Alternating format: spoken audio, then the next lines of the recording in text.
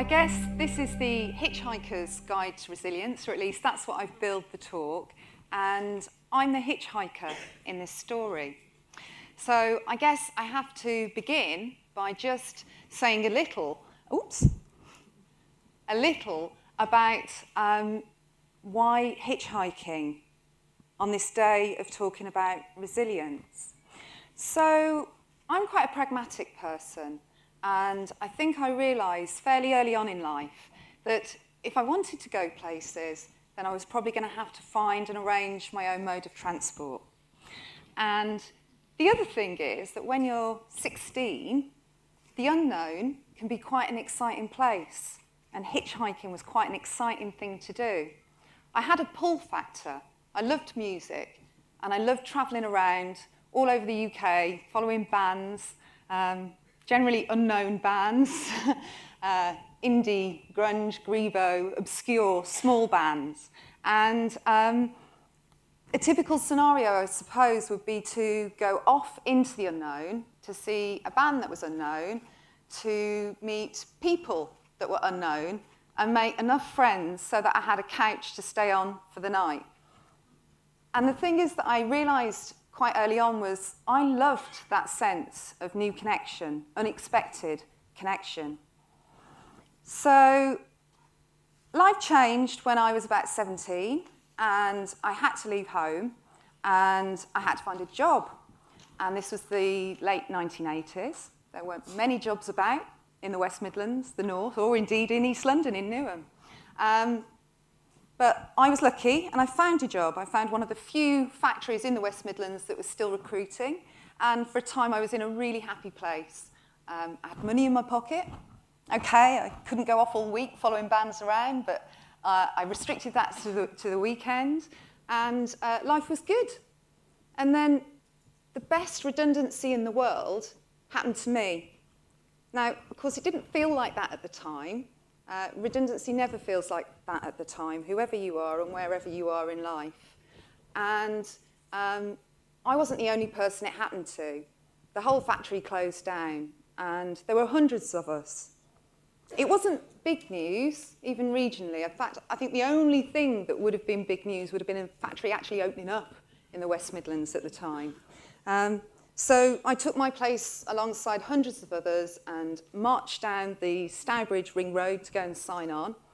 And I thought that was it.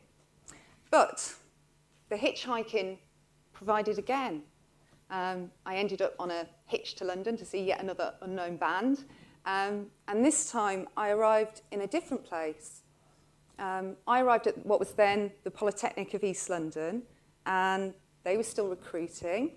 They looked for potential, not a perfect set of A-level scores. And at the end of this kind of circuitous journey, I'd landed on my feet. And it was hitchhiking I really had to thank for that.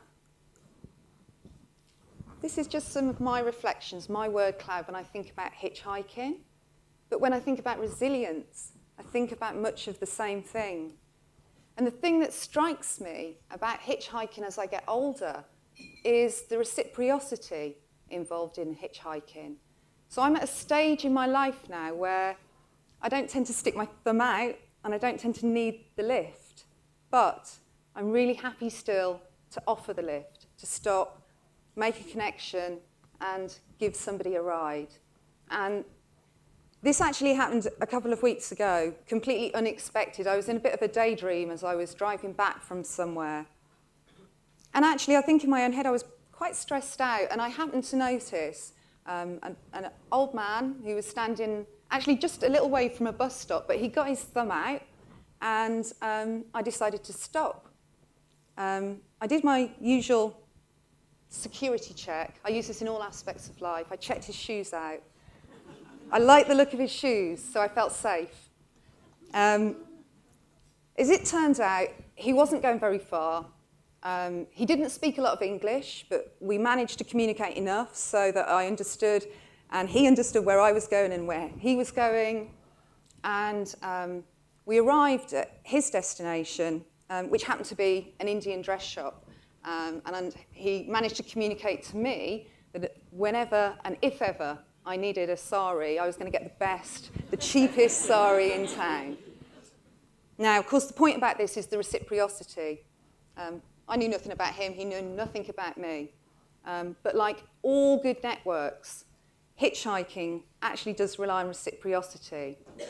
And one of the things in my working life, I work at the local university, the University of East London, and one of the bits of work that's closest to my heart is our Centre of Excellence for Women's Entrepreneurship.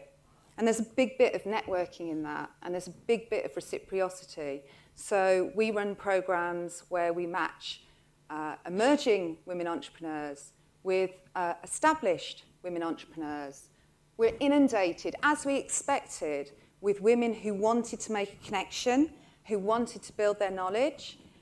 But the surprise was that we were also inundated with women who were established in their business, but who wanted to give something back, who wanted to make the connection, who wanted to share their experience. And that seemed to me to be a really, really important finding. So, I'm the hitchhiker, and I arrived in East London from Dudley in the West Midlands. What did I find when I arrived at this Polytechnic university? Well, far more than dusty books and lecture halls. And I guess, like students the world over, I found university to be just so much more than a knowledge bank. For me, it was about the networks, not just the friends, although I was, gratified to find so many. For me, it was also about the student politics. I just fell for that hook, line and sinker straight away. And I think I could probably sum up that experience, again, another life lesson, which is I really learnt to love people that I didn't often agree with. And that's okay. The other thing I would say quite seriously is I learnt as much in my years in the Students' Union, as it was then, as I ever did within the lecture halls. So it was the informal education setting as much as the formal education setting that really did make a difference. The other thing I would say is that it was all about identity. Now, I'm sure, again, it's a common thing that particular age stage in life, when young people, go off and have that independence, identity becomes incredibly important. But it did strike me that to be amongst the most diverse student community in the UK and find my sense of self and my sense of home was particularly meaningful. And UEL, like Newham as a community, is incredibly diverse. We have students from all sorts of different backgrounds, different ethnicities, different nationalities, different ages. We really are not like other universities, but we like that. And there's an almost tribal UEL identity, which got its hooks into me 20 years ago and has never really gone away. And I'm really gratified to still see in the students today that same sense of pride in the identity that they have as UEL students. The other thing was, like the signs up here, for me at UEL, not just the students, the lecturers alike, it was all about constantly finding the right question and not really worrying about finding the right answer. And I think, again, that's something that has just stuck with me. And today, I think that UEL has changed a huge amount. Like Joe was telling us about the borough of Newham has changed incredibly over the last 20 years. UEL has changed in size. It's 3 times as big as it was when I was there as a student. Its space has changed. We are part of the regenerated docks. We've got one of the most modern university campuses in London, just a little further up the dock. But what hasn't changed is the mix of students or our values or the commitment, I think, that we have to our local community. So 5 years ago, I decided to come back to the university, or I had the opportunity to come back to the university as a staff member. And I admit that that's a bit weird. There's still the odd professor there that remembers me as a student. And if we pass in the corridors, we both just duck a little bit. I wasn't a model student, and they probably weren't model teachers either. But I come back with real pride, and we do an awful lot within Newham in terms of the professional workforce. I think there's some amazing statistic which for most of the teachers who work in Newham schools, the majority of them, if not the majority, the significant proportion have done their training at the university. And there's something about the university and our students where people actually want to study locally, they want to get the skills, and then they want to take those back into their community. We don't have that graduate brain drain that you see in other cities where they have big universities. And that's really, really important in terms of the ongoing resilience for this community. So our students are absolutely amazing. And I know you're going to hear from one of them a little later on, and she will tell her own story. But our students are not like traditional university students in lots of ways. So they may lack what is commonly referred to as social, cultural capital. They may lack the bank of mum and dad. They might lack those professional networks that they can tap into for the internships and the work placement opportunities. That's our job then as a university to try and make up for that gap. But actually our students have they've shown huge amounts of resilience by the very fact that they've made it to university, and they've often already performed beyond the expectations of many of their peers around them. And I think that what is quite often at the heart of that resilience is the amazing experiences and responsibilities that they've taken on from quite an early age. They might be earning responsibilities, they might be caring responsibilities. They often have grounded connections within the community through their churches, through sport, through their own voluntary endeavours. But it is those connections that really seem to make a difference in terms of their resilience and their will and their spirit to do what they do when they come to university and carry on with the rest of their lives outside, because they're very full lives. The other thing I would say, which I think says something about Newham, particularly its diversity, is that our international students, and we have a lot of international students, they come from all over the world, but often it's the diaspora community within Newham and in other boroughs within East London that provide a sense of connection, a sense of home, and helps that reforming of identity. We know that the majority of our international students choose to live outside of our halls of residence. They choose to live with connections, families, friends in the East London community. And that's very different from most universities in the UK. In fact, it is our students that tell us that our diversity in our student community is one of the biggest attractors as to why they come to us. And we know it's one of our key institutional strengths. So on a formal basis, we've done quite a lot of work as a university with the London Borough of Newham. We've got educationalists, we've got public health specialists, we've got psychologists, and they all offer theoretical and pragmatic perspectives on resilience. And these perspectives, I'm going to pick on one, which is the positive psychologist take on what the factors are that help build both individual resilience, but I think they could also apply to community resilience as well. I've picked on these because they resonate with me, and they resonate with me because of this sense I have about the importance of network and connections to resilience. I mean, some of them, it's pretty obvious, I guess, how networks are going to help support mentoring and positive relationships. But perhaps what's slightly less obvious, but is important to me, is how networks actually help you manage your stress, help reinforce your sense of positive self. So I think these are things that all, for me, seem to come together as factors around that notion of network and the connected community. So can educators help teach resilience?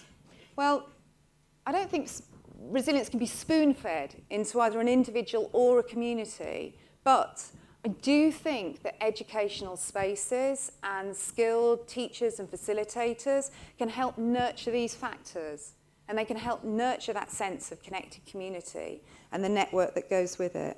So There's a couple of programs that we've run that are quite innovative projects that deal with resilience at their heart, and it's all about supporting the individual and supporting the community. Well London is quite a well-known program now in London.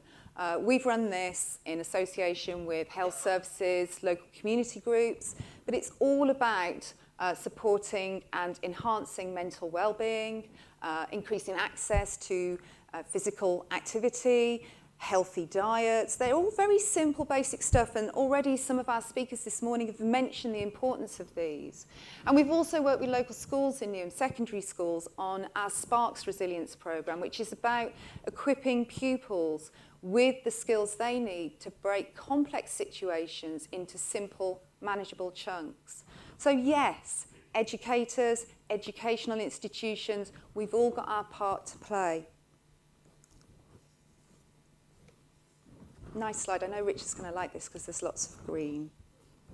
I think all I wanted to really kind of conclude with is a very personal bit of reflection, really. And I guess it's that question of, so what do I know? For me, in terms of hitchhiking, it's not about the embarkation and it's not about the destination. It's about the stopping off points in between. And it's about that sense of momentum that you get when you just keep picking up the next bit of the ride. Resilience is part attitude, it's part skill, it's part environment. But what links those three is the connected community. And I think that educational institutions, the pressure they're under today is always immense, but we still have a role and we still have a responsibility in helping to build that connected community. That can be at lots of different levels, particularly in a university, but primarily it should be about building the student community and having connections into our local community. And that's what's special for me about UEL. It still believes in community. So at a personal level, I would say that over the last 20-odd years, I've unexpectedly scaled the heights of professional and personal success. But the thing is, once you get to the top of the hill, once you've struggled up there, there's always the descent. Well, for me, there's always that other bigger hill in the distance. And I think at a personal level, over the last few months, I've experienced a lot of loss in my life, and my resilience has been tested again. And one of the things that I've been reminded of is during those tough times, you need to be able to identify and care for your source of resilience.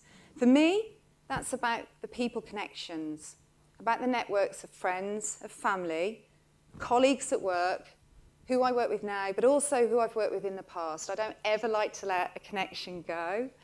And I think one of the things is that ultimately, it doesn't really matter where I've been or where I'm heading. What does matter is the connections that I've made in between. And I think one of the things that I want to share with you, two quotes actually. Boethius puts it much better than I ever could. And I wanted to put his words up there because it's okay to mangle my words, but it's not okay to mangle his. But good times pass away, but then so do the bad. Mutability is our tragedy, but it's also our hope. And the worst of times, like the best, are always passing away. To throw in another more contemporary quote, and just to remind and invoke the spirit that gave the title to this talk, Ford Prefect from Hitchhiker's Guide to the Galaxy.